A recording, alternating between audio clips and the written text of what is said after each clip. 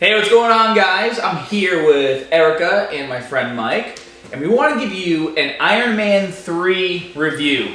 All three of us went to see it together a couple days ago, and I'm going to tell you right now, we weren't overly impressed. Is that the right way to say that? That's pretty on, yeah. So, we're obviously going to spoil the crap out of the movie, so if you haven't seen it yet, stop watching the video. Yeah, spoiler alert. Spoiler alert. But before we get to that, we gotta talk about when we first got to the movie theater. Number one, Erica and I went down the street to Shaw's, which is a grocery store around here, and I found Skittles with lime. There were no green apple, which tells me two things. Number one, They do exist. yeah, they do exist. Number two, they were probably really, really old. We also bought some drinks, and one thing I like to drink in the movie theater is green amp. So Mike was parked where he normally parks, so I parked next to him. We got out, I reached behind the seat to grab my drink, and it's like gushing everywhere because it just happened to roll over onto the Bluetooth device that's under my seat that controls the car. It has like a screw poking out where it screws to the car. Just happened to like roll over and hit that. So I had an empty water bottle. Mike helped me like shotgun the drink by basically opening the actual top and pour it into the bottle. Friends of four. So friends of four. And so I got like probably 75% of my amp into the bottle. And I'm telling you this for a reason. Put the screw cap on, we go inside, we get our seats, we got pretty good seats. And so we're just sitting there talking. Mike has like bags of Starburst. Yes. He's already going through, we're just chilling. And so obviously this bottle is getting shook the whole time we snuck it into the movie theater, because you obviously can't bring drinks or food into the movie theater. We're talking amongst ourselves, and I had the bottle like over here, and Erica was to my left, and Mike was to my way far left. And so I was talking to them and unscrewing the top with one hand, and then as soon as the cap got to the point where it could shoot off, it like made a loud like pop noise and shot like across the movie theater. I was like, holy crap. Everyone looks at me and I'm like, oh, it's not a gun. Like, seriously, you know? Everyone started laughing. It sounded, yeah, it was really loud. Yeah, And echoed too. It echoed a lot. It scared the crap out of me. I was totally unexpected. I was like, holy beep. And then the row in front of us turned around to talk about the bottle, and they recognized him. One was a Hermanite, and the other one knew you from the real world, which was kind of funny. Yeah, the little kid. Yeah, so it was like a bunch of guys and probably like their sons. And the little boy recognized me from the real world, and so the two other guys turned around and asked if it was true, and I said yes, and then we started talking about what I'm doing now, which is fitness, and then one of the other guys was like, oh, I just lost 150 pounds for the last couple years, and I was like, oh, that's so cool. That's so cool, here's my business card. Yeah, so I gave him my business card, and he looks at it, and he's like, oh, I've been watching your videos for years. I was like, hey, there you go. Now we're gonna get to the movies. I've seen both Iron Man movies. Erica's seen them a bunch too, because whenever I'm doing work at home, I put those movies on, and so I've watched each one probably like 50 times. And we were talking about this. There was just something missing in Iron Man 3. In Iron Man 1 and in Iron Man 2, it's like inspiring. There's a story, the plot fits, you know what's happening, you know what's going on, you know what the mission is, you know who the bad guys are, and you just kind of feel like inspired, you know, like Iron Man 1, he's in a cave, he builds his suit and he gets out and then he changes the world. But Iron Man 3 it started off slow, like. No, it did. It started off with a really cool Eiffel 65 song that we used to love. Yep. We used to DJ. And Prodigy, I think, on Prodigy. Yeah, Prodigy. on the Fast and Furious preview. Oh yeah, that was awesome. Oh yeah, that was another It was movie. another movie, Prodigy Breathe. Yeah. Okay, so for my opinion, too many gaps in the story. I just felt like there were all these random things thrown out there, but you didn't get an explanation for them at all. So, can I start talking about the house explosion? Yeah, we gotta talk about that Yeah, first. That what's was up with that? Yeah, exactly. So, in the beginning of the movie, you know, Tony challenges the Mandarin and, you know, gives him his address and says, you know, I'm here if you want to get me. This is my address. So obviously they come after him. He lives in this amazing house in Malibu, and he's a trillionaire, so supposedly he has these amazing security systems for his house. And then a couple helicopters come in, and boom, his house is gone. Yeah. No security, anything. You think with the kind of money that he has and all the technology he has, he'd be able to defend himself from a couple of helicopters. dude right? lives on a cliff. like he doesn't. He's the smartest guy in the world. Like he doesn't know he can get shot at. Yeah. He was on a cliff. It's not like he's on the moon and he's impenetrable. No, Right. true. And he has this amazing suit that he wears that's bulletproof, proof everything. And you tell me that he didn't have enough protection for his house or the glass around his house. Like, The that glass was really wasn't crappy. bulletproof. Yeah, the glass wasn't bulletproof. Yeah, I mean, 3 helicopters, the house is completely taken down.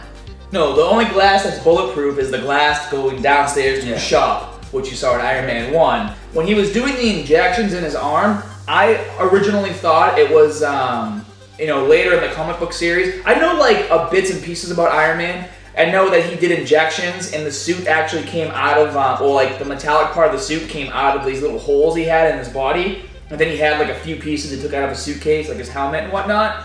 So I thought that's what he was doing. But like, that suit was just horrible. Yeah. It didn't work right. It had like no power. It couldn't withstand that much stuff. And he's like going mental over the suit the entire movie. And then come to find out, he has like 100 suits just ready to go at the call of, It's just a tracking system. That's all he was doing. yeah. Bang little tracking. Exactly, and devices then at to the end of the movie, these 100 suits come to help out, and I don't understand why in the beginning, when his house is exploding, the suits were right there, and they couldn't come to help out. What happened?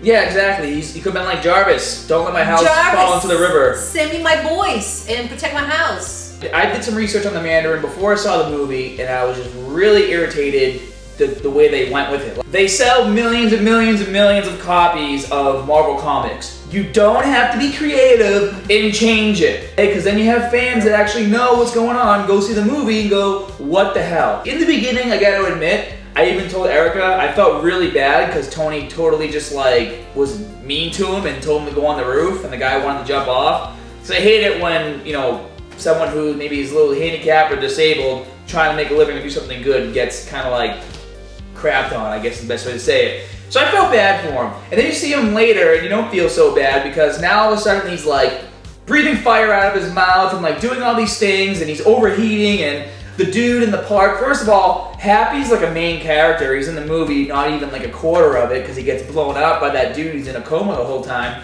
They don't explain anything about how this regenerative thing works or how it superheats your body. They don't explain what those silver things do that were in the suitcase. Oh, okay, so this thing somehow turns me into a bomb that's gonna explode at 3,000 degrees. Yeah, they showed the plant in the beginning regenerating the leaves, and that was it. Yeah, that was all you got. And the planet, I think it exploded Yeah, too. how did it explode? They talk to you about there's a space in your brain that you can do whatever you want with, but they didn't specify anything after that. Yeah. Yeah, exactly. Oh, and they did specify it's the glitch.